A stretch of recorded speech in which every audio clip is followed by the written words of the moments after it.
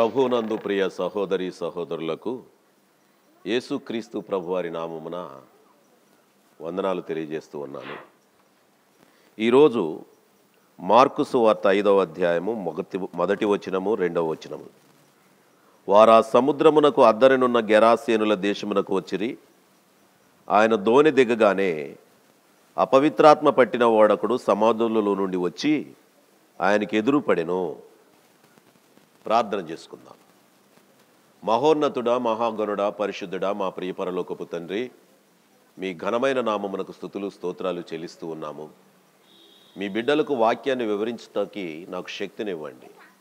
వారు అర్థం చేసుకొని నిన్ను వెంబడించడానికి ప్రభువా మీ శక్తి ఏమిటో వారు తెలుసుకొని ప్రభువా అటువంటి శక్తిని మేము పొందుకొని ఆయన బిడ్డలుగా బలముగా ఈ లోకంలో ఎదిగి నీకు ఇష్టలుగా బ్రతకాలని వారు నిర్ణయించుకొని సిద్ధపరచుమని మా ప్రభువును రక్షకుడును అయినటువంటి యేసుక్రీస్తు వారి పరిశుద్ధమైన నామమును బట్టి ప్రార్థన చేయించు వేడుకొనుచున్నాం మా పరమ తండ్రి, ఆమెన్. ప్రియమైన వారలరా, ఇక్కడ చూస్తే అక్కడ శిష్యులు యేసుక్రీస్తు ప్రభు వారు వస్తూ ఉన్నారు. వారు ఆ సముద్రమునకు అద్దరినున్న గెరాసేనుల దేశానికి వచ్చారు. ఇక్కడ జరిగినది ఏమిటంటే యేసుక్రీస్తు ప్రభువారు దోణి దిగగానే అక్కడ నుండి సమాధులలో వాసం చేస్తున్నటువంటి ఒకడు, అంటే అతగాడు అపవిత్రాత్మ పట్టినవాడు, దయ్యము పట్టినవాడు. ఇది మనం ఇక్కడ గమనించాలి. అందుగురించి ఇతను అంటాడు, ఎదురుగా వచ్చి వాడు సమాధుల్లో వాసము చేసేటివాడు, సంఖ్యలతోనైనను ఎవడను వారిని బంధింపలేకపోయెను. పలుమారు వాని కాళ్లకును చేతులకును సంఖ్యలు వేసి బంధింపబడినను వాడు ఆ చేతి సంఖ్యలు తెంపి కాలి సంఖ్యలను తుత్తునీలుగా చేసెను కనుక ఎవడను వారిని సాధుపరచలేకపోయెను అని ఉంది. కాబట్టి ఇతని జీవితం ఏమిటి అంటే సమాధులలో ఉంటున్నాడు. ఇతనిలో ఉన్నది ఏమిటంటే అపవిత్రాత్మ. అందుగురించి ఇతనికి లోకంతో సంబంధం లేదు, అక్కడ ఉన్నటువంటి వాళ్ళతో సంబంధం లేదు. ఎంతసేపు కూడా సమాధుల్లో ఉంటున్నాడు. ఆ కాళ్లకు అతను అనేక మంది దగ్గర గాయపరిచేవాడై ఉండొచ్చేమో, కేకలు వేస్తూ ఎక్కడికైనా సమాజంలోనికి వస్తే వాళ్ళందరినీ ఇబ్బంది పెట్టేవాడై ఉండొచ్చేమో. అందుగురించి అలా రాకుండా చేయాలని అతనికి సంఖ్యలు వేసి బిగించారు. ఆ సంఖ్యలను కూడా అతను తెంపేస్తున్నాడు. ఏమీ కూడా చేయలేకపోతున్నారు. ఎన్నాళ్ళ నుండి ఉంటున్నాడు అనేది కూడా ఇక్కడ తేలిలేదు. కానీ ఇతను చాలా ఇబ్బందికరముగా కేకలు వేస్తూ బొబ్బలు పెడుతూ గంతులు వేస్తూ ఆ సమాధులలో ఉంటున్నట్లుగా మనకు కనబడతా ఉంది. ఈ సమాధుల్లో ఉంటున్నట్లుగా కనబడతా ఉంటుంటే ఇక్కడ 4వ వచనంలో చూస్తే పలుమారు వాని కాళ్లకును చేతులకును సంకెళ్ళు వేసి బంధించినను వాడు ఆ చేతి సంకెళ్ళు తెంపి కాలి సంఖ్యలను తుత్తునీలుగా చేసిన కనుక ఎవడను వాని సాధుపరలేకపోయెను. వాడు ఎల్లప్పుడూ రాత్రింబవళ్ళు సమాధులలోనూ కొండలలోనూ కేకలు వేయిచు తన్ను తాను రాళ్లతో గాయపరుచుకొనుచూ ఉండెను. వాడు దూరము నుండి యేసును చూచి పరుగెత్తుకుని వచ్చి ఆయనకు నమస్కారము చేసి, యేసు ప్రభువారు రావడముతోటి ఎట్లా ఉన్నటువంటి వాడు, దయ్యము పట్టినటువంటి వాడు, దూరముగా ఉన్నటువంటి ప్రభువును చూసిన వెంటనే వచ్చి నమస్కారం చేస్తూ ఉన్నాడు. ఈ విషయం మనము బాగా గమనించాలి. ఏం చేస్తున్నాడండి? నమస్కారము చేస్తున్నాడు. ఆయనకు నమస్కారము చేసి ఇక్కడ ఏమంటున్నాడు? ఆయనకు నమస్కారము చేసి, యేసు సర్వోన్నతుడైన దేవుని కుమారుడా, నాతో నీకేమి, నన్ను బాధపరుచుకుమని దేవుని పేరట నీకు ఆనబెట్టుచున్నానని బిగ్గరగా కేకలు వేసెను. నాతో నీకేమి పని? ఆలోచించండి. సాతాను వేడుకుంటుంది, సాతాను నమస్కరిస్తుంది, సాతాను దేవునిని పూజిస్తుంది. ఇక్కడ చెప్పాలంటే యేసు సర్వోన్నతుడైన దేవుని కుమారుడా. ఆలోచించండి ప్రియమైన సహోదరి సహోదరుడా, సాతాను ఎంత భయపడుతుందో దేవుని చూసి ఇక్కడ మనకు కనబడతా ఉంది. అయితే మనుషులు భయపడడం లేదు, అన్నీ భయపడుతున్నాయి. ఈరోజు అపవిత్రాత్మలు భయపడుతున్నాయి. కానీ మనిషిగా జీవిస్తూ ఈ లోకంలో పయనిస్తూ దేవునికి భయపడినట్లుగా నడిస్తున్నాడు. కానీ మనిషి భయపడడం లేదు. వాస్తవానికి భయపడడం లేదు గనుకనే దేవుని ఇష్టాన్ని నెరవేర్చకుండా మనిషి జీవిస్తున్నాడు. అందుకే ఇక్కడ గోల పెడుతున్నాడు, బిగ్గరగా కేకలు వేసి చెబుతున్నాడు. ఆయన అంటున్నారు, యేసుక్రీస్తు ప్రభువారు 8వ వచనంలో, అపవిత్రాత్మ ఈ మనుషుని విడిచి పొమ్మని వానితో చెప్పెను. అపవిత్రాత్మ ఈ మనుషుని విడిచి పో. చాలా సందర్భాల్లో నేను గతంలో వీటి గురించి నేను ఎక్కువగా నమ్మేవాడిని కాదు. కానీ నేను ప్రభువును నమ్ముకున్న కొద్ది దినాలలో, అంటే రక్షించబడిన కొద్ది దినాలలో, అంటే ఇంచుమించు 10 సంవత్సరాల క్రితం నాకు జరిగినటువంటి సంఘటన. నేను యాక్చువల్గా మరి వైద్యం చేస్తూ ఉంటాను కనుక కొడపన మరి సహోదరులు ఒక కుమార్తెకు ఆ రోజు కూడా దయ్యం పట్టుకుంటుందని తెలిసి ఆ సాయంకాలపు వేళ నేను వైద్యానికి వెళితే అక్కడికి వెళ్ళేసరికి ఆ అమ్మాయి కేకలు వేస్తూ బొబ్బలు పెడుతూ ఉంది. ప్రతి వారు అంటున్నారు, రోజు ఇదే సమయానికి ఈ విధముగా మమ్మల్ని అందరినీ కూడా ఏడిపించేస్తుందండి, పిల్లని పిప్పి చేసేస్తుందండి అని చెప్పేసి అన్నారు. అన్నప్పుడు నేను వెళ్ళి పట్టుకొని ప్రార్థన చేశాను. యేసుక్రీస్తు ప్రభువారి నామములో విడుదల చేయమని అడిగినప్పుడు వెంటనే ఆ అమ్మాయి వెంటనే తేరుకుని అంటుంది, ఏంటండి డాక్టర్ గారు వచ్చారేంటి, ఎందుకు వచ్చారు, ఏంటండి ఏమైందండి అని అడుగుతుంది. అలాగే కొన్ని 2-3 సంఘటనలు యాక్చువల్గా ఆ చూస్తూ ఉన్నప్పుడు, అన్న ఏంటన్నా ఏమైందన్నా వచ్చి అని అడిగింది ఒక చెల్లి. ఆ తర్వాత నేను ప్రార్థన చేసి వచ్చాను. అందుగురించి ఇవన్నీ కూడా మనం చూస్తూ ఉన్నప్పుడు యేసుక్రీస్తు నామములో అపవిత్రాత్మను వదిలిపోమ్మని ప్రార్థన చేస్తే వెంటనే వదిలిపోతుందండి. నా అనుభవంలో నేను చూశాను. అందుగురించి ఇక్కడికి వచ్చి ఏమంటుందో చూసారా ఇక్కడ, మరియు ఆయన నీ పేరేమని అడుగగా వాడు నా పేరు సేన ఏలయనగా మేము అనేకులమని చెప్పి ఏమంటుంది, తమ్మును ఈ దేశములో నుండి తోలివేయవద్దని ఆయనను మిగుల బతిమాలుకొనెను.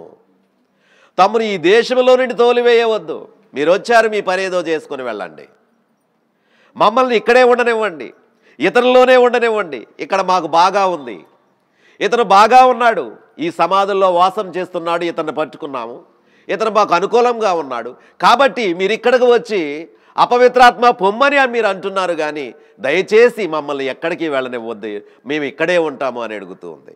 ఎవరు? సాతాను. మేము ఇక్కడే ఉంటాం. ప్రియమైన వారలారా ఆలోచన చేయండి.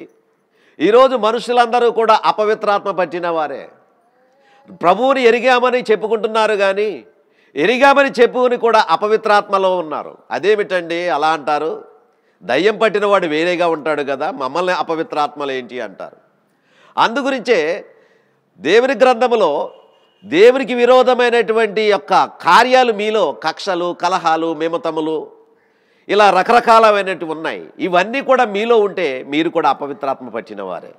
ఇక్కడ వీడు డైరెక్ట్గా అపవిత్రాత్మ పట్టి మనకి ఎక్స్పోజ్ చేస్తూ ప్రభువారు వాడిని చూపిస్తున్నారు మనకి.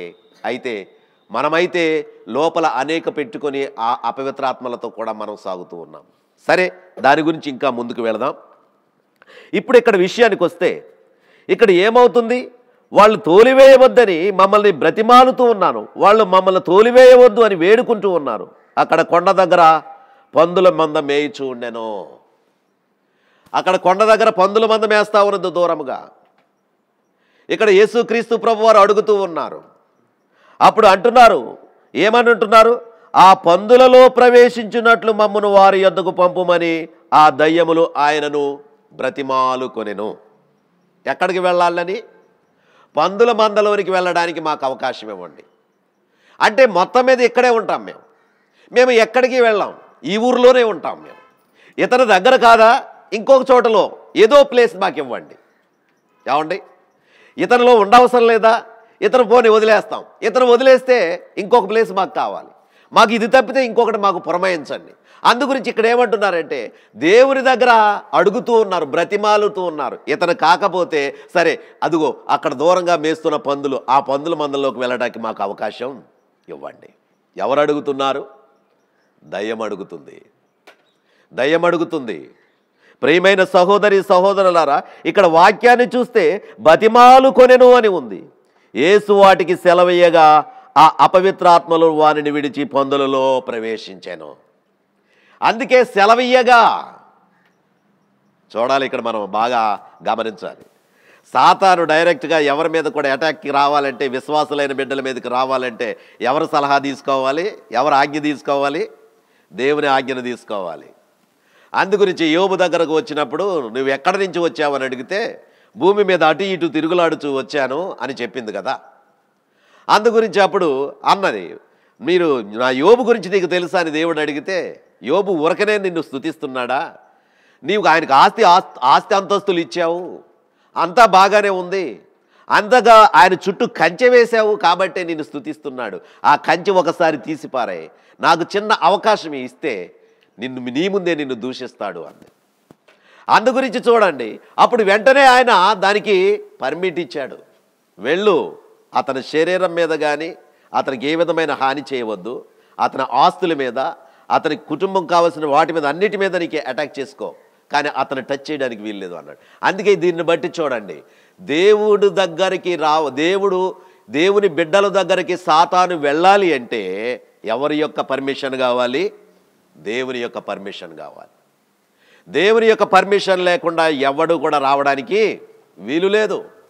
అందుగురించి ఇక్కడ ఏమంటున్నానంటే, పందులలోనికి వెళ్ళడానికి నాకు అవకాశం ఇవ్వండి, ఆ పందులలోనికి వెళ్ళడానికి నాకు అవకాశం ఇవ్వండి.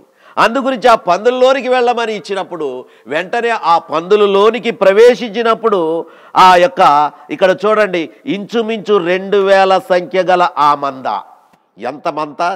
ఎన్ని పందులవి? 2000. 2000 పందులు.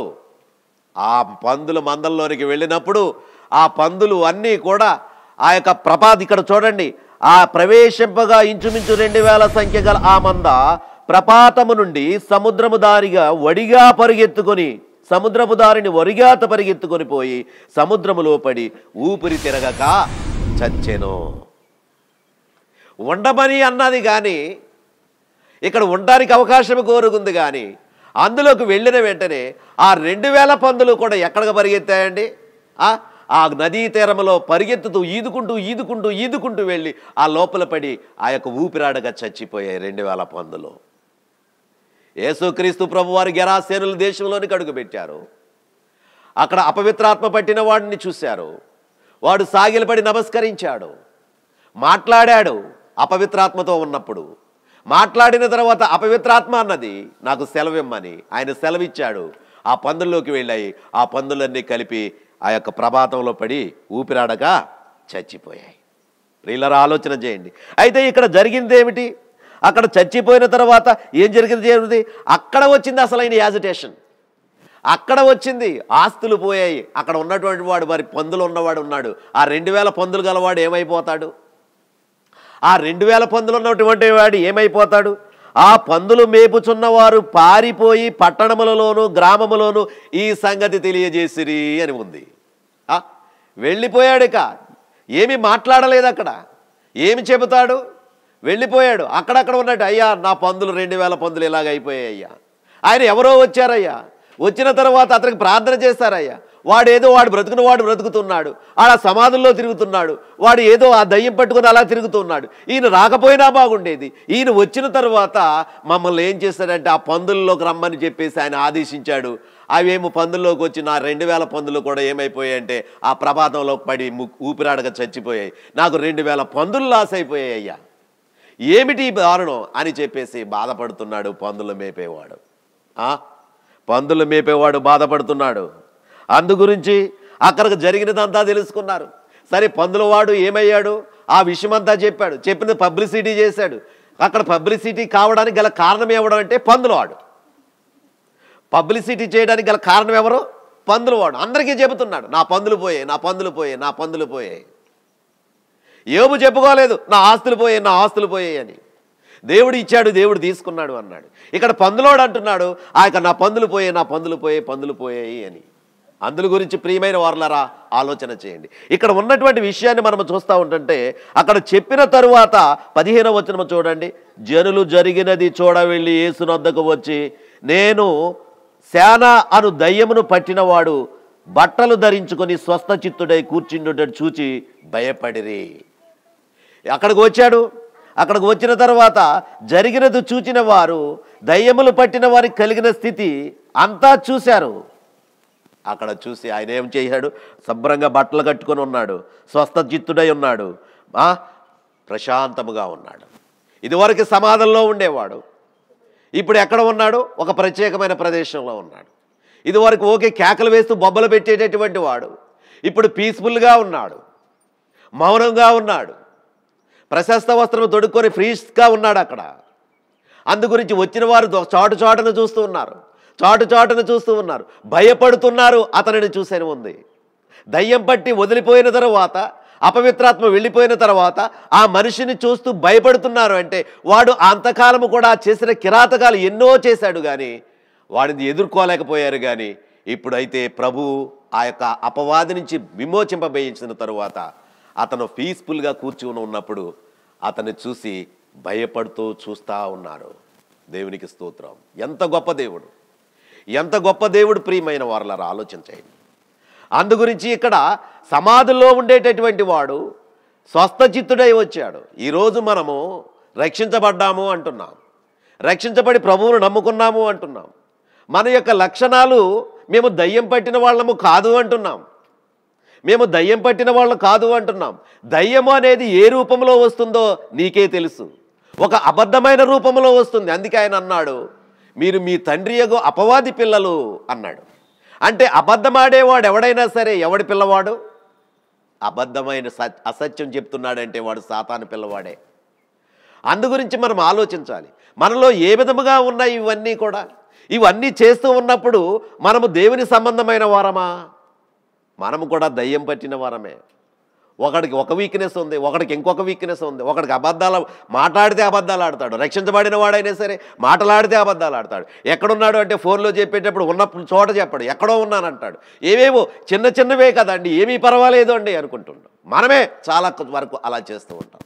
కాబట్టి ఇవన్నీ కూడా సాతాను సంబంధమైన క్రియలు. దయ్యము పట్టినవాడు చేసేటటువంటి క్రియ అది అక్కడ అతన్ని గాయపరిచే విధంగా ఉందని అక్కడ మనం చూస్తున్నాము. కానీ ఈరోజు మనిషి ఎలా ఉన్నాడు అంటే తను తాను నమ్ముకోలేని స్థితిలో ఉన్నాడు. నిజంగా మనం ప్రభువును నమ్ముకున్నామా లేదు అనే స్థితిలో.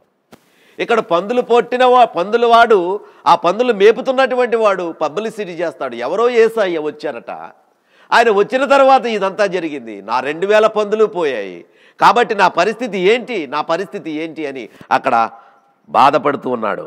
ఇది జరిగినది చూసిన తర్వాత 16వ వచనంలో చూసి 16వ వచనం చూడండి. జరిగినది చూచిన వారు దయ్యములు పట్టిన వానికి కలిగిన స్థితియు పందుల సంగతియు ఊరి వారికి తెలియచేయగా 17వ వచనం అంటున్నారు, తమ ప్రాంతములు విడిచిపోమ్మని వారు ఆయనను బ్రతిమాలుకొనిరి. ఏమండి, యేసుక్రీస్తు ప్రభు వారు వస్తే అక్కడ లాస్ అయిందని చెప్పి ఏమంటున్నారు? అక్కడ ఉన్నటువంటి వాళ్ళందరూ కూడా మీరు మా ప్రాంతాన్ని నుంచి వెళ్ళిపోండి బ్రతిమాలుకుంటున్నారు. ఇందాక ఎవరు బ్రతిమాలుకున్నారు? సాతాను బ్రతిమాలుకుంది. ఏమని బ్రతిమాలింది? ఆ 2000 పందులలోకి వెళ్ళడానికి నాకు అవకాశం ఇమ్మని దేవుణ్ణి అడిగింది. ఇక్కడ ఉన్నటువంటి ఈ జనులు ఏమని బ్రతిమలాడుతున్నారు? ఇప్పుడు సరే, వాడికి దయ్యం పట్టిపోయింది, బాగానే సేవ్ చేశాడు, వాడు మళ్ళీ స్వస్థత పొందాడు, బాగా ఉన్నాడు, దేవునికి స్తోత్రాలు ప్రభువా, ఇంత గొప్ప కార్యాలు నువ్వు చేశావు ప్రభువా, నువ్వు నిజంగా రక్షకుడివే ప్రభువా, నేను నమ్ముతున్నాను ప్రభువా, ఇంత గొప్ప కార్యం, సాతాను బంధకాల నుంచి విడిపించావు ఒక వ్యక్తిని.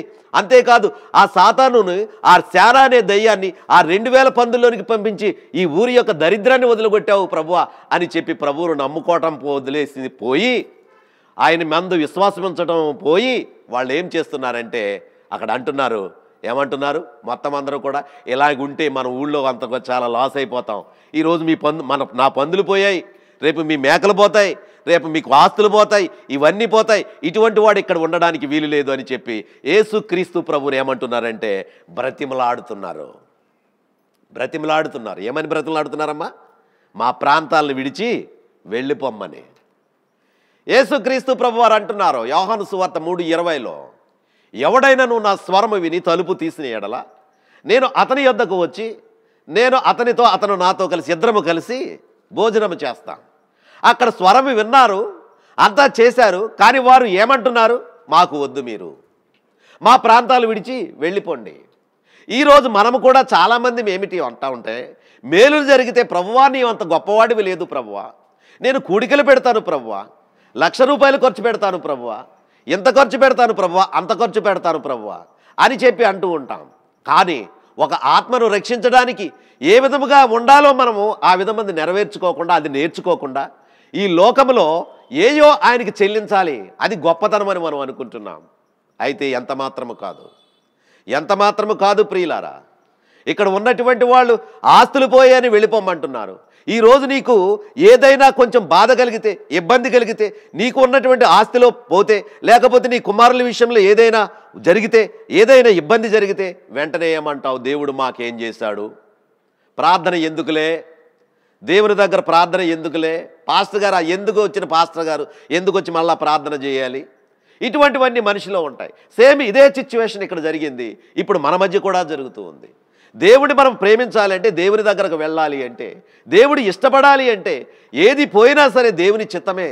ప్రభువా నా ఆత్మను రక్షించని వేడుకోవాలి. ఇక్కడ వీళ్ళు అంటున్నారు, మా ప్రాంతాన్ని విడిచి వెళ్ళిపోమంటున్నారు. యేసుక్రీస్తు ప్రభు వస్తే ఈ ప్రాంతాన్ని నుంచి వెళ్ళిపో, ఇక్కడ ఉండడానికి వీల్లేదు. బ్రతిమాలుకుంటున్నారు.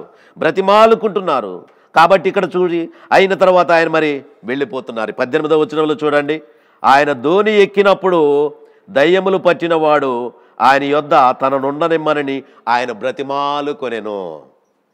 ఇక్కడ 3 బ్రతిమలాడాలు కనపడ్డాయి. మొదటి బ్రతిమలాడింది సాతాను. ఏమని బ్రతిమలాడింది? ఆ 2000 పందుల్లోనికి వెళ్ళడానికి నాకు అవకాశం ఇవ్వమని బ్రతిమలాడింది. రెండవసారి బ్రతిమలాడిన వాళ్ళు అక్కడ లోకస్తులు, ఆ ఊళ్ళో గెరాసేన్లో ఉన్నటువంటి వాళ్ళు ఏమని అంటున్నారంటే, మీరు ఈ ప్రాంతాన్ని ఉండడానికి వీలు లేదు, దయచేసి ఇక్కడ నుంచి వెళ్ళిపోండి, మీకు దండం పెడతాను బాబోయ్, మీరు ఉండొద్దు ఇక్కడ, అతనికి 2 పందులు పోయాయి, మాకు ఇంకా ఏమేమి పోతాయో, కాబట్టి మీరు ఇక్కడ ఉండడానికి వీలు లేదు. ఇక్కడ మళ్ళీ మూడవదిగా ఏమంటున్నాడంటే, స్వస్థ చిత్తుడైనటువంటి వాడు, దయ్యము పట్టి వదిలిపోయినటువంటి వాడు, ఆ యవనస్తుడు, ఆ బలమైనటువంటి యవనస్తుడు, రక్షించబడిన అంటే ప్రభువును నమ్ముకున్నటువంటి వాడు, స్వస్థ చిత్తుడైనటువంటి వాడు, అతను ఏమంటున్నాడంటే, ప్రభువా నీ వెంట నేను వస్తాను అని బ్రతిమలాడుతూ ఉన్నాడు. నేను వస్తాను ప్రభువా, నీవెక్కడికి వెళితే అక్కడికే వస్తాను ప్రభువా, నీవెక్కడికి వెళితే అక్కడికే వస్తాను ప్రభువా. ఎంత గొప్ప విషయం చూసారా ఇది. నేను ఎక్కడికి వెళితే అక్కడ నీతోనే ఉంటాను. ఏంటంటే సర్వం నీవే, నాలో ఉన్నటువంటి ఆ యొక్క అపవిత్రాత్మను తీసావు, నాకు స్వస్థత ఇచ్చావు, కాబట్టి నీవు తప్ప నాకు వేరే మార్గం లేదు ప్రభువా, నీతో నేను ఉంటాను ప్రభువా అంటే యేసయ్య ఏమంటున్నారో చూడండి. ఇక్కడ యేసయ్య ఏమంటున్నారో చూడండి. ఆయన ద్వారా అక్కడ ఏమంటున్నారు, ఆ యొక్క 19వ వచనంలో చూడండి, ఆయన వానికి సెలవీయక, ఒప్పుకోలేదు యేసుక్రీస్తు ప్రభువారు, ఆయన వానికి సెలవీయక, నువ్వు వచ్చేస్తానంటున్నావా, అయితే నువ్వు రావడానికి వీలు లేదు, నాతో రావడానికి వీలు లేదు. ఎందుకట నీవు నీ ఇంటి వారి యొద్దకు వెళ్ళి ప్రభువు నీ యందు కనికరపడి నీకు చేసిన కార్యములన్నిటినీ వారికి తెలియచేపుమనెను. అంటే సాక్షిగా ఉండాలి. నీవు ఏదైతే జరిగిందో, నీకు ఏ మేలైతే జరిగిందో, ఏ జీవితంలో నీవు ఉన్నావో ఆ సమాధుల్లో వాసము చేస్తూ ఉండేటటువంటి వాడవి, నీ ఒళ్ళు నీవు గాయపరుచుకునేటటువంటి వాడవి, ఆ విధముగా నీవు ఏ విధముగా ఆహారం లేకుండా ఆ నీళ్లు ఆ చెత్త చెదరం తింటూ ఉండి ఆ విధమైన బ్రతుకుతున్నటువంటి వాడవు నువ్వు, జనసంచారంలో లేకుండా ఆ సమాధుల్లో ఉండేటటువంటి వాడవు నువ్వు. అటువంటి స్థితిలో ఉన్న నువ్వు స్వస్థ చిత్తుడు అయ్యావు గనుక నువ్వు ఇప్పుడేమి చేయాలి, నీవు వెళ్ళి నా గురించి చెప్పాలి, నీవు ఎలా స్వస్థపడ్డావో చెప్పాలి, నువ్వు నా గురించి విషయాలన్నీ చెప్పాలి, నాకు సాక్షిగా నువ్వు ఉండాలి. అది ఇక్కడ చెప్పే విషయం. ఒక మాట చెప్పాలంటే మనం చూడండి, ఆయన సాక్షిగా ఉండాలి అంటే మనము ఆ యొక్క యేసు ప్రభువును ధరించుకున్నటువంటి స్థితి మనము అక్కడ చూపించాలి. యేసు ప్రభు మాదిరిగా మనము జీవించాలి అంటూ అక్కడ ఏమంటున్నారు, నీవు నీ ఇంటి వారి యొద్దకు వెళ్ళి ప్రభువు నీ యందు కనికరపడి నీకు చేసిన కార్యములన్నిటినీ వారికి తెలియజెప్పమనెను. వాడు వెళ్ళి యేసు తనకు చేసినవన్నీ దెకపోలిలో ప్రకటింపనారంభింపగా అందరూ ఆశ్చర్యపడిరి. దెకపోలిలో ప్రారంభించాడు ఆయన. అక్కడ చెబుతూ ఉన్నాడు, నాదుగో నేను ఎటువంటి వాడిని ఇలా ఉన్నాను, ఈ విధముగా ఉన్నాను. వాళ్ళందరూ కూడా అక్కడికి ఉన్నటువంటి వాళ్ళు ఆశ్చర్యపోతున్నారు. ఈరోజు చూడండి, ఒక వ్యక్తి ఎవడైనా రక్షించబడితే పాపపు జీవితంలో ఉన్నటువంటి వాడు, నేను గతంలో రౌడీగా ఉండేవాడిని, నేను లోక సంబంధంలో రాజకీయాల్లో ఇలా ఉండేవాడిని, నేను ఎవరిని కూడా లెక్క చేసేవాడిని కాదు, అటువంటి నన్ను ప్రభువు పట్టుకున్నాడు, అందుకే నేను ఆయన సాక్షిగా ఉండే ఆయన పని నేను చేస్తున్నాను, మీరందరూ కూడా ఆయనను నమ్ముకోవాలని, ఆయన సిద్ధపరిచిన పరలోకంలోనికి వెళ్ళాలని నేను కూడా మారుతున్నాను అని ఎంతోమంది మన మధ్య సాక్షులుగా వారు కనబడుతూ ఉన్నారు. ప్రియులారా, వారిని మీరు చూస్తున్నారా? ఆయన పని చేసేటటువంటి వారిని, నేను ఈ విధమైనటువంటి బ్రతికి ఈ బంధకాల్లోంచి నేను వచ్చానని చెప్పేవారిని ఎవరినైనా చూస్తున్నారా? ఆ ప్రాంతంలో ఆ యొక్క బ్రతిమలాడుతున్నారు, మీరు మాకు వద్దు అని. ఈరోజు మనము కూడా బ్రతిమలాడడం లేదు, కానీ బ్రతిమలాడుతూ ప్రార్థన చేస్తున్నాం.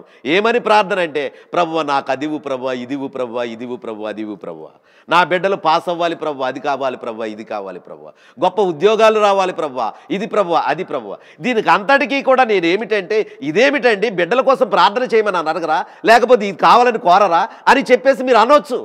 అందులో అనుమానం లేదు. మీకు ఆ సందేహాలు రావచ్చు, ఆ సందేహాలు రావచ్చు. అందుకే ఆయన చెప్పాడు, మొదట నా నీతిని నా రాజ్యాన్ని వెతకండి, అప్పుడు మీకు ఇవన్నీ కూడా అనుగ్రహించబడతాయి. మీరు అడగక ముందే తండ్రికి తెలుసు. మీ పిల్లలున్నారు, మీ పిల్లలు కాలేజీకి వెళుతున్నారు, స్కూల్కి వెళుతున్నారు, కాలేజీలకు వెళుతున్నటువంటి పిల్లలకు ఏమి కావాలో మీకు తెలియదా? వాడు ఫీజు కట్టాలని చెప్తాడు, ఒక డేట్ మామూలుగా చెప్తాడు, డాడీ ఈ 15వ తారీఖు ఫీజు కట్టాలన్నారు అని చెప్పేసి అంటాడు.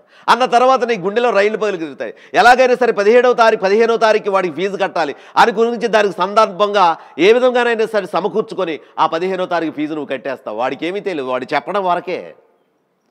చెప్పడం వరకే కంప్లీట్. వాడు ఏమిటంటే వారి యొక్క మా డాడీ కట్టగలరు, మా డాడీ నా ఫీజు కట్టేస్తాడు, నేను చదువుకోవడమే కావాల్సిందని అనుకుంటాడు. అలాగే ఆయన బిడ్డలమైన మనము, ఆయన మనకు నిత్య జీవాన్ని ఇస్తానంటున్నాడు. ఆయన దాని కొరకు వెతుకుతూ ఉన్నప్పుడు, ఆ పరలోకం కొరకు వెతుకుతూ ఉన్నప్పుడు మనం దీని కొరకు ఎందుకని ప్రాకులాడాలి, బ్రతిమలాడాలి? అందుగురించి మనం ప్రభువు దగ్గరకు వస్తే మనం ఒక్కటే గురి, సమస్తం ఆయన నాకు చేయగలడు, నాకు అవసరమైనదేదో ఆయన ఇవ్వగలడు. దానికి శక్తికి మించి నువ్వు తేరుకునేది, నీవు ఇంకా కోరుకునేది ఏమిటి అంటే, నీవు దేవునికి ఇష్టం లేనిది నువ్వు కోరుకుంటూ ఉన్నావు. అది దాని అర్థం. అందుగురించి ప్రియమైన సహోదరి సహోదరులారా, ఈ గెరాసేనుల దేశంలో ఆ జరిగినటువంటి ఆ క్రియ గొప్ప క్రియ. వాడి యొక్క అపవాది నుండి బయటపడ్డాడు, అపవాది క్రియ చేత వాడు బయటపడిపోయాడు, సాతాను బంధకాల నుంచి వాడు బయటపడ్డాడు. బయటపడిన తర్వాత సాక్షిగా నిలబడ్డాడు. అక్కడ ఉన్నటువంటి ప్రజలేమో, యేసుక్రీస్తు ప్రభుని ఇక్కడ ఉండొద్దు, మా ప్రాంతంలో మీరు ఉండొద్దు, ఇక్కడ నుంచి వెళ్ళిపోండి అని వారు చెబుతూ ఉన్నారు. ఆలోచించండి, ఈరోజు మనం కూడా అదే స్థితిలో ఉన్నాం. ఎంతోమంది మాకేమీ జరగడం లేదు, పిల్లలు కలగకపోతే మాకేం చేస్తున్నాడు, దేవుడు మాకేం చేస్తున్నాడు అంటున్నారు. అలాగని విశ్వాసాన్ని విడిచిపెడతావా? ఇంకొకటి, నీకు ఉద్యోగం రాకపోతే దేవుడు నాకేం చేస్తున్నాడు, విశ్వాసాన్ని విడిచిపెడతావా? ఇలా ప్రతిదానికి కూడా ప్రభువు కొరకు నేను వదులుకున్నాను, ప్రభువు కొరకు సమస్తాన్ని వదులుకున్నాను అనే విధంగా అనేవారు లేరు. మీరు మా దగ్గర నుంచి వెళ్ళిపోండి, మీరు ఉంటే మాకు ఇవి ఉండవు అనేటువంటి విధంగా ఉన్నారు. ఇవి ఉంటే మాకు ఉండవు కాబట్టి మీరు వెళ్ళిపోండి, మీరు మా నుంచి దూరంగా వెళ్ళిపోండి. నాకు విజయవాడలో తెలిసినటువంటి ఆయన ఇంచుమించు ఒక 3 సంవత్సరాలు 4 సంవత్సరాల క్రితం ఏం చేసేవారంటే, ఒక సహవాసంలో బలంగా అయినటువంటి విశ్వాసి, ఆయన సాఫ్ట్వేర్ ఇంజనీరు, ఆయనకి 70,000 రూపాయల జీతం ఇక్కడ వస్తుంది, మంచిదే, బాగా నడుస్తున్నారు. అయితే ఆయన కువైట్కి ఎవరో పంపించి, ఆ కువైట్లో మంచి జీతం ఉంటుందని చెప్పి పంపించిన తర్వాత అక్కడికి వెళ్ళారు. ఆయన జాబ్ చేసుకుంటూ ఉన్నారు. అక్కడ 2,50,000 జీతం ఉంది, బంగ్లా ఉంది, కారు ఇచ్చారు, అన్నీ ఇచ్చారు, పని మనిషిని కూడా ఇచ్చారు, అంతా బాగానే ఉంది. ఆయన అక్కడ మొదటి వారం ఒక చర్చికి వెళ్ళారు. ఇక్కడ విశ్వాసంలో బలంగా ఉన్నటువంటి ఆయన మొదటి వారం చర్చికి వెళితే అక్కడ ఆ చర్చి యొక్క పద్ధతులు, ఆ సత్యమైనటువంటి వాక్యం లేకపోవడం ఇష్టపడలేదు, గాయపడింది. మరలా 2వ వారం ఇంకొక శుక్రవారం ఇంకో చర్చికి వెళ్ళారు. అక్కడ కూడా ఆ చర్చి ఆయనకు అంత సంతృప్తి ఇవ్వలేదు. అక్కడ ఇంకా 3వ వారం వెళ్ళారు, అక్కడ కూడా లేదు. ఏ విధముగా చూసినా ఈయన సహవాసములు ఎదిగినటువంటి సంఘం మాదిరిగా అక్కడ ఏదీ కనిపించలేదు. అంతా కూడా లోక సంబంధమైన ఎదురుగా కనబడుతున్నాయి. దాన్ని బట్టి ఆయన ఆలోచించాడు, ఇలా ఉంటే నేను తప్పనిసరిగా పడిపోతానేమో, ఇక్కడ ఉన్నటువంటి సిచ్యువేషన్ చూస్తే లోకంలోనికి వెళ్ళిపోతానేమో, అందుగురించి నా పరిస్థితి ఏమిటి అని ఇక్కడ ఉన్నటువంటి దైవ సేవకునికి, ఆ సంఘంలో ఉన్నటువంటి ఆ యొక్క సంఘ కాపరికి ఫోన్ చేసి మాట్లాడుతూ ఆ విధంగా నలిగిపోతూ ఉన్నాడు. నలిగిపోతూ ఉన్నప్పుడు ఒక మాట చెప్పాడు, అయ్యా నేను ఇక్కడ ఉండలేను, నా ఉద్యోగానికి ఇక్కడ రిజైన్ చేసి నేను వచ్చేసి మళ్ళీ 70,000 రూపాయలకి ఇండియాలోని అక్కడే చేసుకుంటాను తప్ప నాకు ఇక్కడ సరిపడదు అన్నారు. అక్కడ ఉన్నటువంటి భార్య ఒప్పుకోలేదు, తల్లిదండ్రులు ఒప్పుకోలేదు. నీ పిచ్చివాడవా, 2,50,000 రూపాయల జీతాన్ని వదిలిపెట్టేసి నువ్వు వెళ్ళిపోతావా, నీకు సరైన సహవాసం లేదని విడిచిపెడతావా, నీవు ప్రభువు సంబంధించిన విశ్వాసులు లేరని వాళ్ళందరినీ వదిలేసుకుని వాళ్ళ కోసం నువ్వు మమ్మల్ని అందరినీ వదిలేసి దీనికి వెళ్ళిపోతావా అని చెప్పేసి వాళ్ళు బాధపడ్డారు. ఆ తండ్రి తల్లి కూడా ఎంత మొత్తుకున్నా, ఏ విధంగా మొత్తుకోకున్నా ఆయన ఇష్టపడలేదు. ఆఖరికి ఆ యొక్క కువైట్ దేశాన్ని వదిలేశాడు. వచ్చేసి ప్రస్తుతానికి మరలా విజయవాడలోనే చేసుకుంటున్నాడు. ఇప్పుడు 1,20,000 రూపాయల జీతంతో ఆయన పని చేసుకుంటున్నాడు. ఎవరండి ఇలా చేసేది చెప్పండి? 2,50,000 రూపాయల జీతాన్ని వదిలేసుకొని నాకు సరైన సహవాసం లేదు, ఇటువంటి సహవాసం ఉంటే నేను నరకానికి పోతాను, కాబట్టి దేవుడికి నేను ఇష్టంగా బ్రతకలేను అనుకొని వచ్చినవాడు ఎంత గొప్పవాడో ఆలోచన చేయండి. అందుకే ఇక్కడ చూడండి, గెరాసేనుల దేశంలో వచ్చిన వాడిని వెళ్ళిపోమంటున్నారు, మా ఆస్తులు పోతాయి అంటున్నారు. ఇక్కడ ఉన్నటువంటి ఈయన నాకు తెలిసినటువంటి యొక్క విశ్వాసి ఏమన్నారో తెలుసా, నాకు 2,50,000 పోయినా పర్వాలేదు, అటువంటి యొక్క లగ్జరీ జీవితం నాకు అవసరం లేదు, నాకు సరైన సహవాసం లేదు, విశ్వాసులతో సహవాసం లేదు, సువార్త చేయడానికి అవకాశం లేదు, వాక్యం ఎవరికైనా చెప్పడానికి అసలు అవకాశం లేదు. సరికదా ఇక్కడ ఉన్నటువంటి పరిస్థితుల్లో ఇక్కడంతా కూడా ఉన్నటువంటి చీకటి ప్రపంచం నడుస్తూ ఉంది. ఈ చీకటి సంఘాలన్నీ కూడా దేవునికి ఇష్టమైనవి కావు, ఈ విధముగా ఉంటే ఇవి పరలోకానికి వెళ్ళేవి కావు అని నిర్ధారించుకొని ఆయన తీర్మానం చేసుకొని ఇండియాకు వచ్చేసి ఇప్పటికి 3 సంవత్సరాలు అయింది ఆయన మరలా వచ్చి ఇప్పుడు ఆయన మరలా అక్కడే పని చేసుకుంటున్నారు. ఎంత గొప్ప విషయం అండి, ఎంత గొప్ప విషయం అండి. దేవునికి ఎంత క్రెడిట్ ఇచ్చాడండి ఆయన. ఆలోచించాలి. అందుగురించి ప్రభువు కొరకు వదులుకున్నవాడు గొప్పవాడు కానీ ప్రభువు కొరకు ఖర్చు పెట్టేవాడు కాదు. లేకపోతే ప్రభువు కొరకు ఏదో దాచుకున్నది ఏదో చేసి కొంచెం తనకు కావాల్సింది ఇచ్చేసి అక్కడతోటి సరిపెట్టేటటువంటి వాడు కాదు. ప్రభువుకి యథార్థముగా చేసేటటువంటి వాడు. ఇతను స్వస్థచిత్తుడయ్యాడు. స్వస్థచిత్తుడైన తర్వాత యేసుతో వస్తానన్నాడు. యేసుక్రీస్తు ప్రభు వారు అన్నారు, నువ్వు నాతో రావద్దు. నువ్వేం చేయాలి? నువ్వు కనబరిచినటువంటి, నీవు అపవిత్రాత్మను పోగొట్టినటువంటి ఆ స్థితిని నువ్వు ఎలా స్వస్థపడ్డావు అందరికీ కూడా, ఈ ప్రాంతంలో వాళ్ళందరికీ కూడా చెప్పు, ఈ ప్రాంతంలో ఉన్న వాళ్ళందరికీ కూడా చెప్పు. అప్పుడు వాళ్ళందరూ కూడా ఆ గొప్ప దేవుడు అని వారు కూడా రక్షించబడి ఆ మార్గంలోనికి వస్తారు. అందుగురించి ప్రియమైన సహోదరి సహోదరుడు, మనము ఏ విధముగా దయ్యం పట్టిన వారంగా ఉన్నాం ఒకసారి తీయండి. గలతీ పత్రికలో చూడండి. గలతీ పత్రికలో 5వ అధ్యాయము తీయండి. 5వ అధ్యాయము తీయండి. ఇక్కడ చూడండి, 5వ అధ్యాయము 16వ వచనం ఏమంటున్నాడు? నేను చెప్పునదేమనగా ఆత్మానుసారముగా నడుచుకొనుడి, అప్పుడు మీరు శరీరేచ్ఛను నెరవేర్చరు. శరీర ఆత్మకును ఆత్మ శరీరమునకును విరోధముగా అపేక్షించును. ఇవి ఒకదానికొకటి వ్యతిరేకముగా ఉన్నవి గనుక మీరేవి నిశ్చయించరో వాటిని చేయకుందురు. మీరు ఆత్మచేత నడిపింపబడినెల్లరా ధర్మశాస్త్రముకు లోనైన వారు కారు అని చెప్పి 19వ వచనంలో నుండి ఇవి ఉన్నాయి. ఇవి ఎవరైతే ఉన్నారో ఇప్పుడు దయ్యం పట్టిన వారే. అది ఇప్పుడు మనం గుర్తుంచుకోవాలి. ఇవి ఎవరైతే ఉన్నారో వాళ్ళు ఆ దయ్యంతో పట్టుకొని ఉన్నారు. ఇంట్లో ప్రభు సన్నిధిలో ఉన్నారు, ప్రార్థన చేస్తున్నారు, ఆరాధనలో ఉంటున్నారు, అన్ని విధాలుగా ఉంటున్నారు. కానీ ఈ దయ్యాలు ఉన్నాయి. అక్కడ శానా అనే దయ్యం, ఆ శానా అనే దయ్యం 2000 పందుల్లో ఉంది. ఇక్కడ ఎన్ని దయ్యాలు మనలో ఉన్నాయో ఇక్కడ చూపిస్తున్నాడు. చూడండి, ఏమిటి చూడండి. అవేవనగా జారత్వము,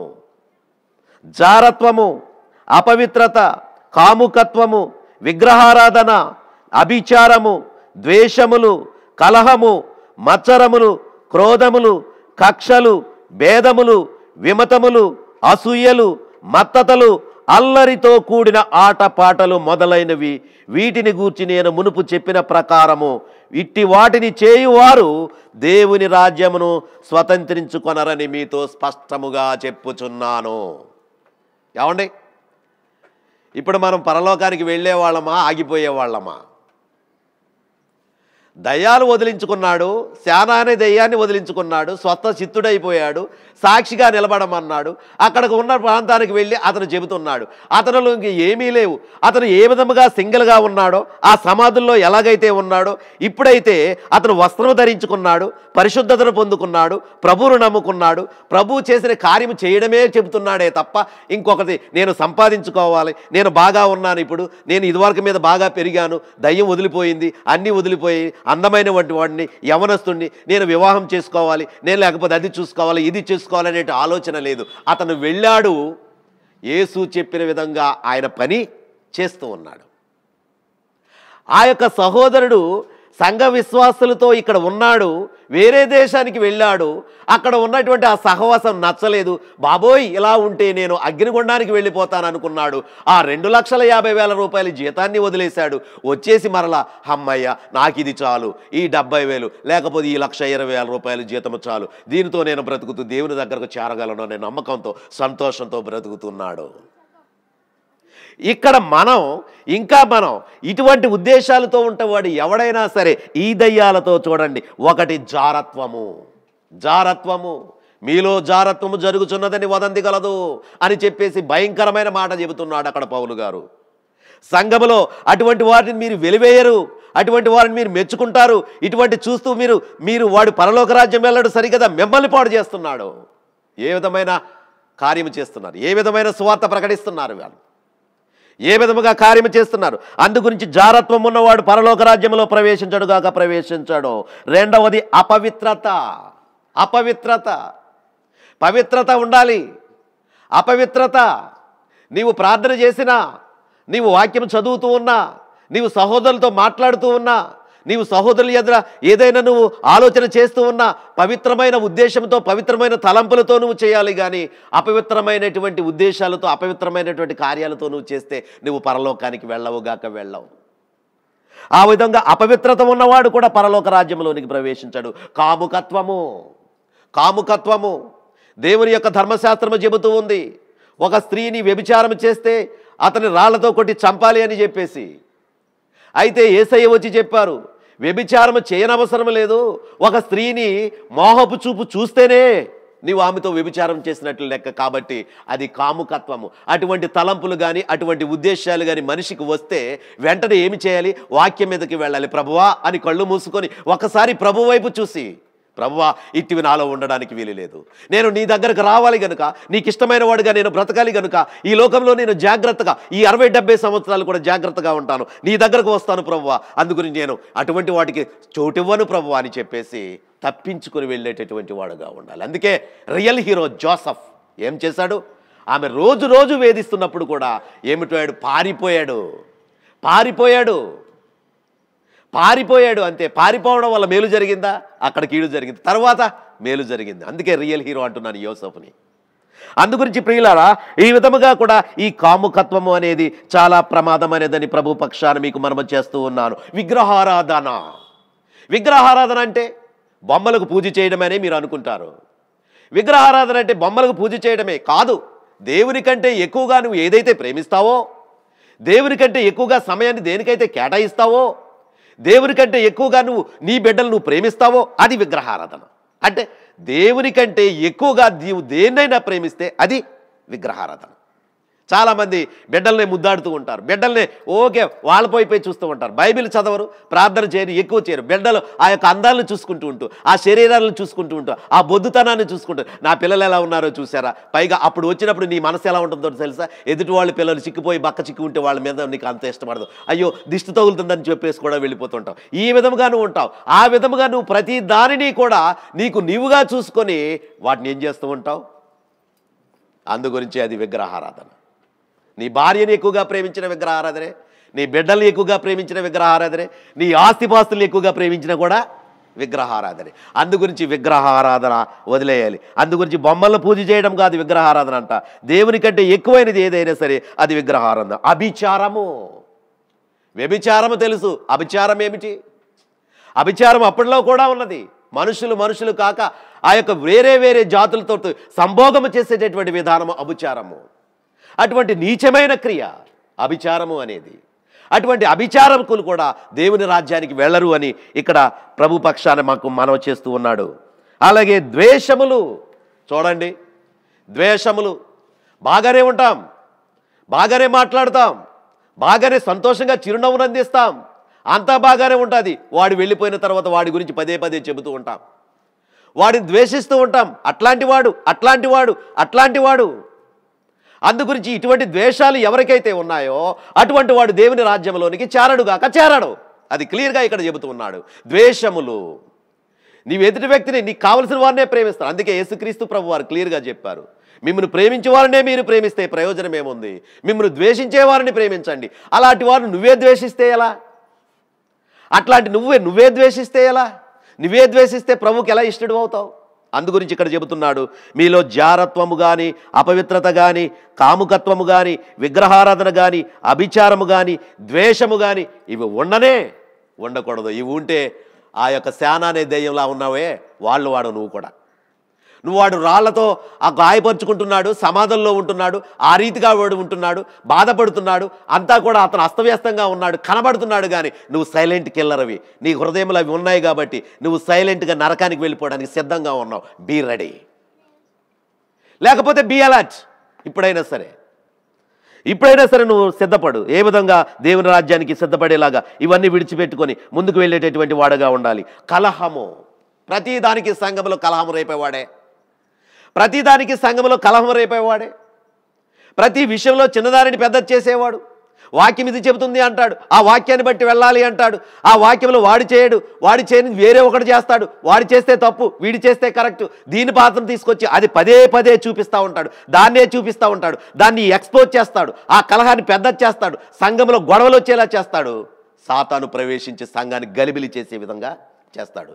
అభ్యంతరములు రాకపోవు కానీ అభ్యంతరములు ఎవరి చేత అయితే వస్తాయో ఆ మనుషునికి శ్రమ అని దేవుని యొక్క వాక్యం సెలవిస్తూ ఉంది.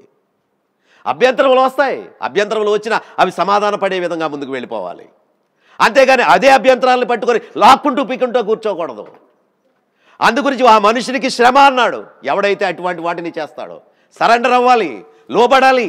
ప్రభువా నీ పని జరగడం లేదు, నీ పని ఇష్టం లేకుండా జరుగుతూ ఉంది, నీ పని అతి కష్టం మీద జరుగుతూ ఉంది, పరిపూర్ణంగా జరగడం లేదు, భేదాలు పెట్టుకొని అసూయలు పెట్టుకొని ఈ విధంగా చేసేటటువంటి పని దేవునికి ఇష్టం కాదు అని వెంటనే సరెండర్ అయ్యి సమాధాన పడే విధంగా చేసి ఆ పని చేసేవాడే గొప్పవాడు, కానీ దాన్ని దాచుకొని చేసేటటువంటి వాడు గొప్పవాడు కాడు. ఇక్కడ అదే చెబుతూ ఉన్నాడు. కాబట్టి కలహము చేసేటటువంటి వారుగా ఉండకూడదు. మత్సరము ఇది చాలా క్రిటికల్ అండి. మత్సరం అనేది చాలా క్రిటికల్.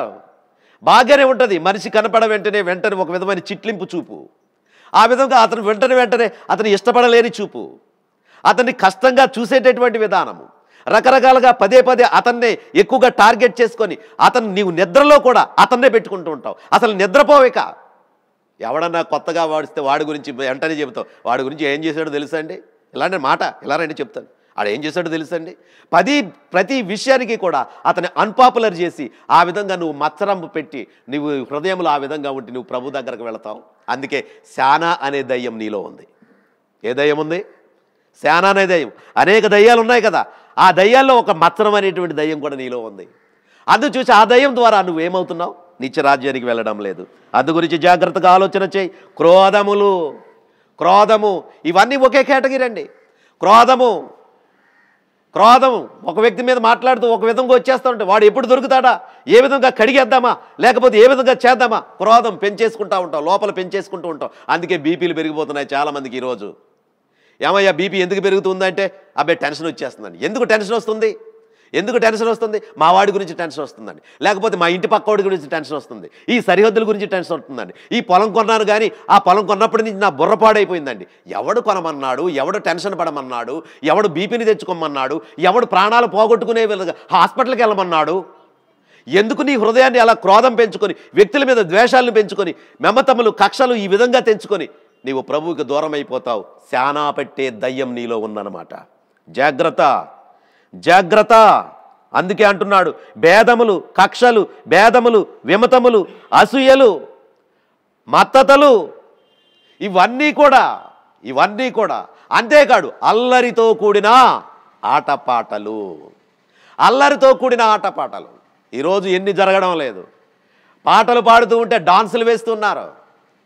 క్రైస్తవులే పాటలు పెట్టి స్టెప్పులు వేస్తూ ఉన్నారు. ఆడపిల్లల చేత డాన్సులు వేయిస్తున్నారు. ఇదేమో ఆశీర్వాదకరం అంటాడు వాడు. రూలు ఏ రూలో నాకు అర్థం కాదు. మాదిరిమైనటువంటి జీవితం లేనేలేదు. గాయపరిచేటటువంటి విధానం, ఇవన్నీ దయ్యాలు పెట్టినటువంటి శాస్త్రాలు, దయ్యాలు పట్టిన విధంగా వీళ్ళు చేస్తున్నారు. కానీ ఇది దయ్యం, దేవుని యొక్క చాటున దయ్యం నడుస్తూ ఉంది. దేవుని చాటున ఏం నడుస్తుందండి? దయ్యం నడుస్తుంది. పైకి బైబిలే ఉంది, ప్రార్థనే ఉంది, నెత్తి మీద ముసుగు ఉంది, చాలా విధానంగా నెమ్మదిగా మాట్లాడే విధానం, ఒక దైవ పోలిక చొప్పున మాట్లాడే మాటలు అన్నీ ఉన్నాయి. కానీ నీలో అవన్నీ ఉన్నప్పుడు ఏ విధంగా నీవు దేవునికి ఇష్టమవుతావు? ఏ విధంగా ఇష్టమవుతావు? మన టీవీలో చూస్తాను, ఓ పాట పాడుతున్నాడు ఒక ఆయన, ఫుల్గా మేకప్ వేసుకున్నాడు, రంగురంగులు చొక్కాలు వేసుకున్నాడు. ఆ యొక్క పాట స్వభావం చూద్దామా? ఆ పాటలో ఉన్నటువంటి ఆ యొక్క సాదృశ్యాన్ని, అందులో ఉన్నటువంటి సందేశాన్ని విందామా? లేకపోతే వీడి స్వరూపాన్ని చూద్దామా? ఏమిటా స్వరూపం? ఆ బొమ్మల చొక్కాలేంటి? ఆ విధానం ఏమిటి? ఆ హెయిర్ స్టైల్ ఏమిటి? నీ యొక్క స్టైల్ ఏమిటి? దేవుని ఎలా గనపరుస్తున్నావు మనం? నువ్వు యాజ్ ఇట్ ఈస్గా ఎలా ఉండాలో అలా ఉండాలి.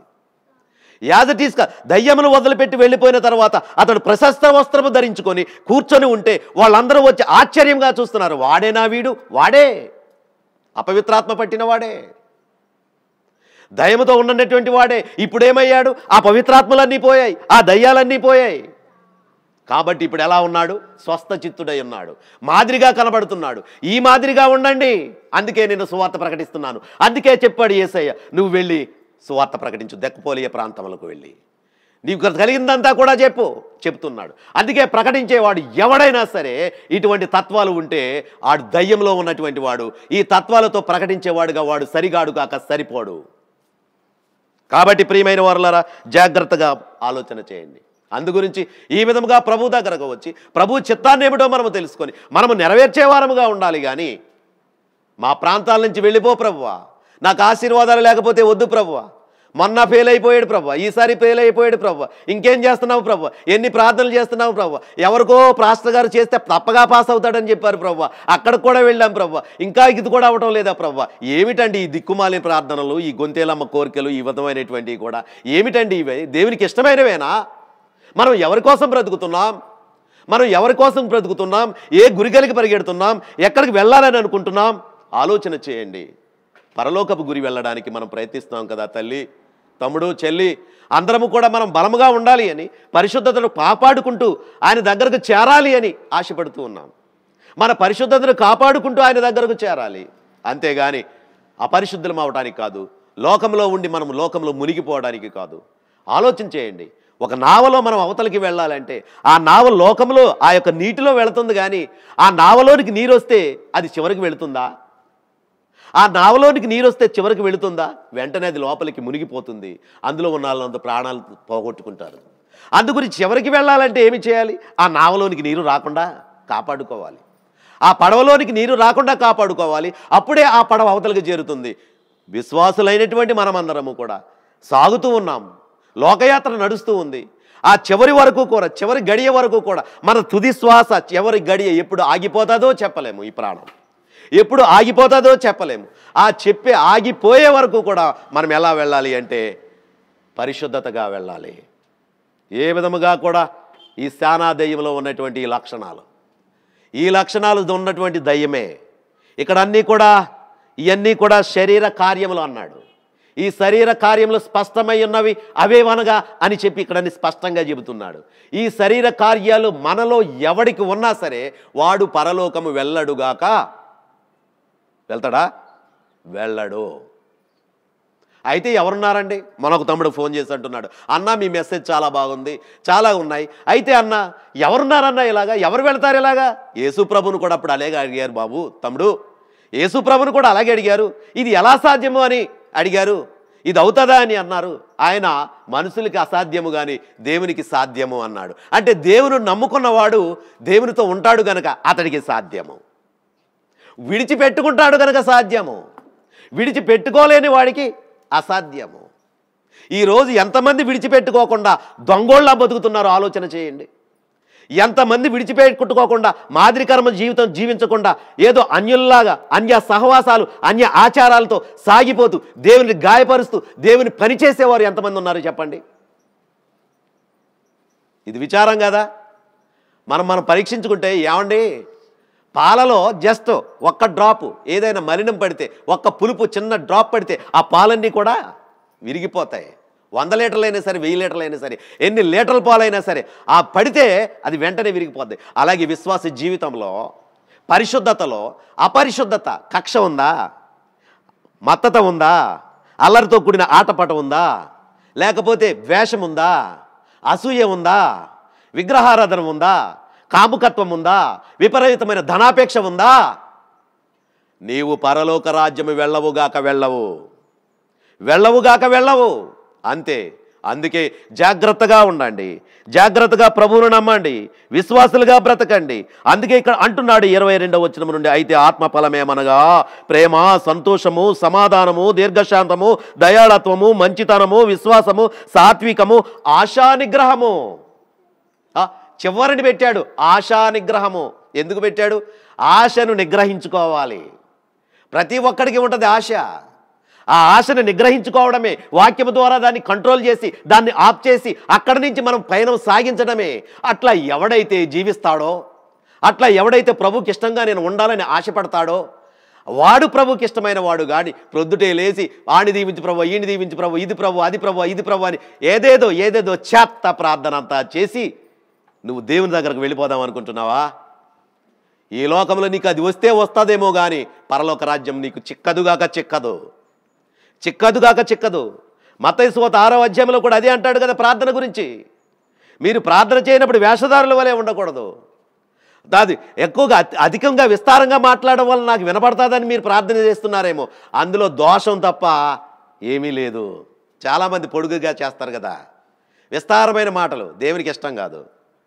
విస్తారమైన ప్రార్థన, ఏదేదో పిచ్చి పిచ్చి ప్రార్థన దేవునికి ఇష్టం కాదు. నీవు కేవలం ఏంటంటే పాపిని ప్రభువా నన్ను కరుణించు అన్నాడు, పాపిని ప్రభువా నన్ను కరుణించు అన్నాడు. అది ప్రార్థన. అంతమంది వేసుకొచ్చారు ధనవంతులు, ఆ యొక్క కానుకలన్నీ ఇస్తూ ఉన్నారు. వాళ్ళందరి గురించి ఎక్కడా చెప్పలేడు. ఆ పేద విధవరాలు వచ్చింది, తన బొడ్డున ఉన్నటువంటి ఆ 2 కాసులు వేసేసింది. అదిగో రండి ఇటు చూడండి, ఆమెకు కలిగిన జీవనం అంతయు వేసేసింది. అంటే ఆ 2 రూపాయలు తప్ప ఇంటికి వెళితే ఏమీ లేదు. ఇంటికి వెళితే తింటదో లేదో కూడా తెలియదు. ఆమె ఉన్నది ఆ 2 రూపాయలు అక్కడ కానుక పెట్టెలు వేసింది. అందు గురించి అది మెచ్చుకున్నాడు. అందు గురించి రేపటి దినమున గురించి అతిశయపడకండి అనే మాట ఆమె నచ్చింది.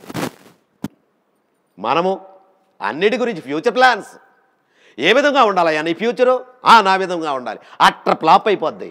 యేసుక్రీస్తు ప్రభు దగ్గర నువ్వు అడుగకుండా, యేసుక్రీస్తు ప్రభు దగ్గర నిన్ను మొరపెట్టుకోకుండా, నువ్వు పాపం నుండి విమోచింపబడకుండా దేవుని దగ్గరకు వస్తే అనేక దయ్యాలు కలిగిన వాడవుగా, సేన అనే దయ్యం పట్టిన వాడవుగా నువ్వు ఉంటే పరలోక రాజ్యంలో చేరవు. కాబట్టి ప్రియమైన బిడ్డలారా, ఆ విధంగా ఉండి 25వ వచనంలో చూడండి అంటాడు, 5వ అధ్యాయం 25 గలతీ 25లో, మనము ఆత్మను అనుసరించి జీవించు వారమైతిమా, ఆత్మ అనుసరించి క్రమముగా నడుచుకుందుము. ఆత్మను అనుసరించి నడుస్తున్నామా? ఆత్మను అనుసరించి క్రమంగా నడుచుకుందాం. ఆత్మ ఏదైతే చెప్తుందో, దేవుని యొక్క వాక్యం ఏదైతే చెబుతుందో దాని ప్రకారముగా చేసి దేవునికి ఇష్టముగా బ్రతికి ఆ పరలోక రాజ్యంలో వారసులు కావడానికి వరకు మనం సిద్ధపడదాం. ఆ విధముగా ప్రభువా నీవు మా దగ్గర ఉండొద్దయ్యా అని చెప్పొద్దు. ఆయన నీ దగ్గర ఉండడానికి వస్తున్నాడు, నీ దగ్గర వాసం చేయడానికి వస్తున్నాడు. ప్రభువా ఇప్పటి వరకు ఉన్నావు కానీ ఇప్పుడు ఉండదు ప్రభు, ఇప్పుడు నేను ఏదో పని మీద వెళ్తున్నాను, ఆ పని పూర్తి చేసుకొని వచ్చేస్తాను ప్రభు, అది మంచి పని కాదు నీకు తెలుసు, అయినా నేను చేసి రాకపోతే ఆ డబ్బు నాకు రాదు, కాబట్టి ఆ పని చేసి వచ్చేస్తాను ప్రభు అంటావా? దేవుడు నీతో ఉండడు. నీవు యథార్థముగా చేయి. పోతుందా పోనీ, అది వస్తుందా రాని, దేని విషయంలో వస్తుంది, అది దైవ చిత్తముగా దేవునికి ఇష్టమైతే ఆ పని చేయి, దేవునికి ఇష్టం కాకపోతే అది చేయొద్దు. నువ్వు అన్నీ చేసుకుని దైవ చిత్తం అంటే ఏముందోనండి పొలిటికల్ ఇస్తూ ఉంటాడు పనికి మాలిన వాడు. అన్నీ చేసేసిన దైవ చిత్తం అంటే దేవుడు ఎలా పెట్టాడు అలా చేశాడండి, అందు గురించే నేను మళ్ళా 3వ పెళ్లి చేసుకున్నానండి అంటాడు. దైవ చిత్తమా? కాబట్టి ఆలోచన చేయి జాగ్రత్తగా. ఎంతమంది ఎన్ని రకాలుగా దేవుని చిత్తాన్ని ఏమని నెరవేరుస్తున్నావు, దేవుని చిత్తాన్ని ఏ ప్రకారంగా మనం నడుస్తున్నాం, దేవుని గాయపరిచే విధంగా, దేవుని అవమానపరిచే విధంగా, దేవునికి ఆ యొక్క మన పరిశుద్ధతను కనపరుచుకునే విధంగా మనం బ్రతుకుతూ ఈ లోకంలో ప్రభుకి వ్యతిరేకమైన కార్యాలు చేస్తూ మనం బాధపడుతూ, ఇతరులు బాధ పెడుతూ, అవమానం తెచ్చుతూ చివరికి నరకానికి వెళ్ళిపోయే స్థితి దేవునికి ఇష్టమైనదా? ఆలోచన చేయి. అందుకే అన్నాడు యేసయ్య, ఒక మనిషి లోకాన్నంతా సంపాదించుకొని తన ప్రాణాన్ని పోగొట్టుకుంటే అతనికి ఏమీ ప్రయోజనం లేదు. కాబట్టి ఈ లోకం కాదు మనకు కావాల్సింది, నిత్య జీవం.